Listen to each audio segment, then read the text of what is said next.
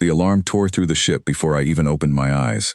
Not the usual warning tone, not a drill. This was the deep, grinding siren that meant something had already gotten inside the hull, and every soldier on board knew it the moment it started. I was on my feet before my mind caught up with my body, my back against the cold wall of the sleeping hall, watching 6 guards spin toward the center of the room with their weapons already rising. I had been sitting quietly in the corner, half awake, waiting for the long night to end. My name is Edmund Cole, and for 3 years I had served as a translator and companion inside the royal court of Queen Charlotte Ashwood, ruler of the orbital kingdom of Meridale. It was a strange job for someone born on Earth. I was the only human most of these people had ever spoken to, and most nights, my only duty was to sit near the Queen while she slept, in case she needed a voice she trusted the moment she woke. Queen Charlotte was not sleeping an ordinary sleep. Once every month, she entered what her people called the deep rest, a state where her mind was said to reach back through the memories of every ruler before her. During this time, she could not be woken. She could not defend herself. She could not even flinch. That was why 6 of the finest guards in the kingdom stood around her platform at all times, spears steady, eyes never blinking together, always watching in pairs so that nothing could slip past them unseen. Tonight, something had slipped past them anyway.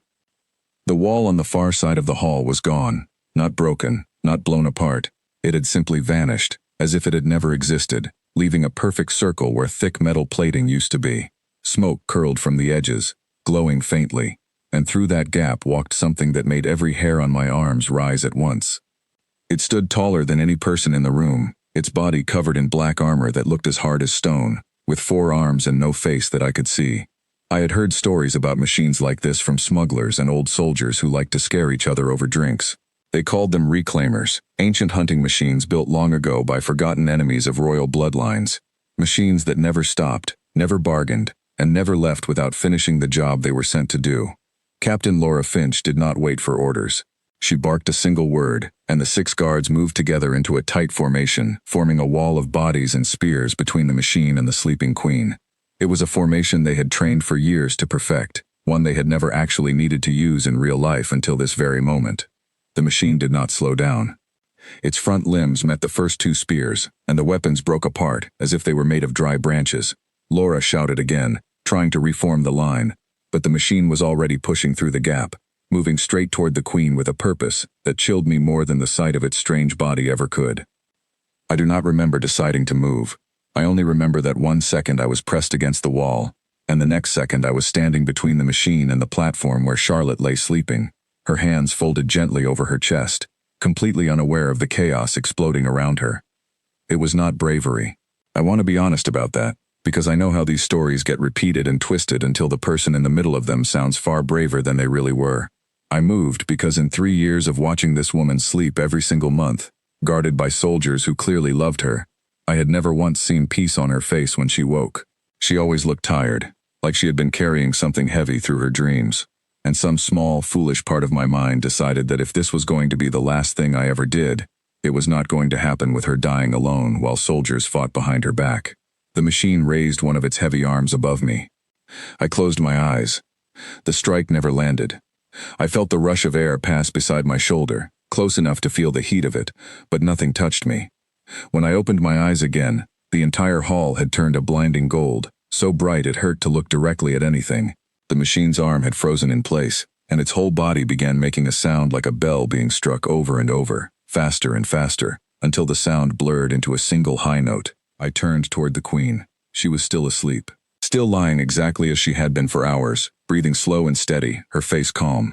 She was smiling. In 3 years, I had never once seen her smile during the deep rest. It was supposed to be a state without expression, a quiet stillness while her mind wandered through memory. But her lips had curved gently, like she had just heard something only she understood, something private and pleasant.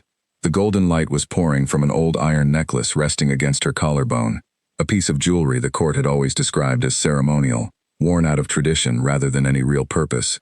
Nobody had ever suggested it held any kind of power. Nobody had ever needed to. The machine shuddered once, its 4 arms locking rigid at its sides, and then it began to come apart. Not exploding, not shattering, simply unraveling, its black armor dissolving into the same golden light, until there was nothing left but a faint smell of burnt metal, and a dark mark scorched into the floor. The hall lights dropped back to their normal warm glow. The queen's smile faded into a calm, resting expression. She slept on, completely undisturbed, as if none of it had ever happened. For almost a full minute, nobody in the room moved. Then Laura, still holding half a broken spear, lowered her weapon, and said something under her breath that I did not immediately understand. It was not the language used in daily court business. It was older, the kind of speech reserved for ancient texts and old ceremonies. The closest translation I could manage was this: she dreamed it away, and it was unmade. Later that night, after the ship's engineers had spent hours trying and failing to explain how a large hole punched clean through solid metal plating had simply stopped being a hole, I found Laura standing alone near the damaged wall, staring at the scorch mark on the floor. I asked her what the necklace really was. She looked at me for a long moment, the way people look at someone when they are deciding how much truth that person can actually handle. "It is older than the royal bloodline," she finally said. "Some say it is older than our entire people. It does not protect the queen simply because she wears a crown. It protects her because she listens to it, every single month, in her sleep, and for as long as anyone can remember, it has liked what it hears." "And tonight?" I asked. "What happened tonight?" "Tonight," she said, "something threatened the one thing that necklace has spent its entire existence guarding, right in the middle of one of their conversations. I imagine that got its full attention." I thought about the smile on the queen's sleeping face, small and knowing, like she was in on a secret the rest of us could not see. I thought about how calmly that machine had come apart, as if it had never stood a chance from the very first second it stepped through that wall. "Does she know?" I asked. "When she wakes up, does she remember any of this?" Laura's expression shifted into something almost like a tired, fond smile of her own. "She always says her dreams that night were peaceful," Laura answered. "She has never once asked why the room smells like smoke afterward." The queen woke 4 hours later, stretching the way anyone does after a long, deep sleep. She asked what she had missed. Laura told her, gently, that there had been a small security matter, already resolved, with no one harmed. She left out most of the details, and for good reason. Some truths are better explained slowly, over time, rather than dropped all at once on someone just waking up. Charlotte thanked her guards for their loyalty. Then she looked at me and thanked me too, for staying close by, which made every guard in the room turn their eyes toward me at once. I chose not to think too hard about what that look meant. Then she asked, almost as an afterthought, why the hall smelled faintly of smoke, and whether anyone else had slept well that night, because she certainly had. Nobody answered her directly. I have served in that court for 4 more years since that night, and I still do not have a full answer either. What I do know is this: every month, when the queen enters her deep rest and 6 guards take their places around her platform, I make sure I am somewhere close by. Not because I expect it to happen again. Because if it ever does, I want to be there to see her smile. There is something else I have come to understand since that night, something I did not fully grasp until much later, when Laura finally sat me down and explained the full history behind the necklace, piece by piece, over several long evenings. The necklace, she told me, was forged long before Meridale existed as a kingdom at all, back when the first human settlers arrived in this part of space with nothing but a handful of ships and a desperate need for peace. In those early years, the settlers faced constant threats from raiders who saw the newly formed colonies as easy targets, unprotected and disorganized. According to the old records, a small group of engineers and scholars worked together to build something that could protect their leader, without ever needing to draw a weapon. They wanted a defense that could not be stolen, could not be broken, and could not be turned against the very people it was meant to protect. What they built was not a weapon at all, not in the way most people understand weapons. It was closer to a living memory, something that absorbed the thoughts, feelings, and experiences of every ruler who wore it, generation after generation, until it became something almost aware. By the time Charlotte inherited it from her mother, the necklace had already carried the memories of 11 rulers before her, each one adding their own understanding of loyalty, fear, hope, and quiet strength. Laura explained that the deep rest was never simply a ritual.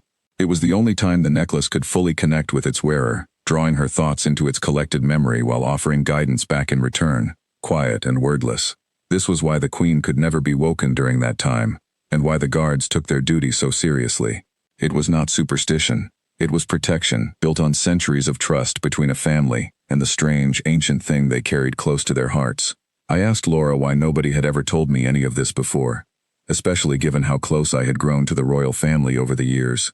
She said the full truth was rarely shared with outsiders, not out of distrust, but out of respect for something the kingdom itself barely understood. Even the queen, Laura admitted, did not know everything about the necklace.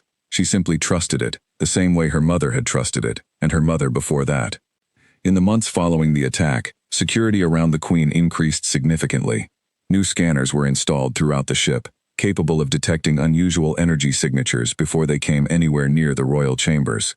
Additional guards were trained specifically to recognize the kind of technology used by the reclaiming machines, studying old records and rare fragments of information gathered from across different systems. Nobody wanted to be caught off guard again, even though most of us privately suspected that nothing built by ordinary hands could have stopped that creature if the necklace had not intervened. Still, life in the court slowly returned to its usual rhythm. Meetings continued, trade negotiations resumed. The Queen attended to her duties with the same steady calm she always had, greeting visiting delegates, settling disputes between distant colonies, and reviewing reports from engineers working on the kingdom's growing fleet of ships. To anyone watching from the outside, nothing about her life seemed to have changed at all. But I noticed small differences, especially during the following deep rest sessions. The Queen's expression during her sleep, once simply neutral, now occasionally shifted into something softer, something closer to genuine peace.